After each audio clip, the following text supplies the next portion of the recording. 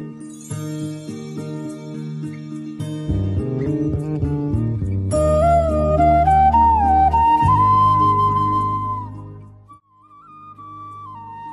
ಓಂ. ಭಗವದ್ಗೀತೆಯಲ್ಲಿ ಶ್ರೀಕೃಷ್ಣ ಹೀಗೆ ಹೇಳುತ್ತಾರೆ, ಜೀವನದಲ್ಲಿ ಯಾರು ನಿನಗೆ ಸಿಗುತ್ತಾರೆ ಅದನ್ನು ನಿಶ್ಚಯ ಮಾಡುವುದು ಸಮಯ. ನೀವು ನಿಮ್ಮ ಜೀವನದಲ್ಲಿ ಯಾರಿಗೆ ಸಿಗಬೇಕು ಅಂತೀರೋ ಅದನ್ನು ನಿಶ್ಚಯ ಮಾಡುವುದು ನಿಮ್ಮ ಹೃದಯ. ಮತ್ತು ನೀವು ಯಾರಿಗೆ ಸಿಗುತ್ತೀರೋ ಮತ್ತು ಅವರ ಹೃದಯದಲ್ಲಿ ಎಲ್ಲಿ ತನಕ ನೀವು ಇರುತ್ತೀರೋ ಅದನ್ನು ನಿಶ್ಚಯ ಮಾಡುವುದು ನಿಮ್ಮ ನಡವಳಿಕೆ.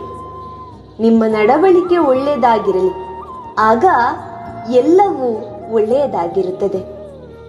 ಶ್ರೀ ಕೃಷ್ಣಾರ್ಪಣಮಸ್ತು.